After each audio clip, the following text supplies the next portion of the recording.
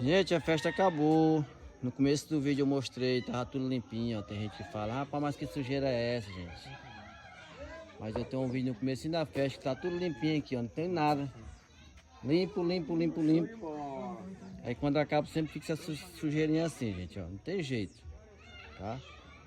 Mas a galera limpinha, quando a gente chega tudo limpinho, não tem nada. E a festa acabou, graças a Deus, tudo em paz, tudo arrumadinho, ó. Tudo pronto pra ir embora. Vou só ali agora tomar um cafezinho na casa do meu amigo ali e ir pra casa. E pra quem não sabe, aqui é a aldeia da Lídia. Aqui é a aldeia da nossa parceira Lídia, já toquei muito aqui. Muito, conheço a Lídia já há uns 8, 10 anos, muito tempo. Sempre fomos amigos. É isso, bora, chama. Chama papai, vai tomar um cafezinho ali.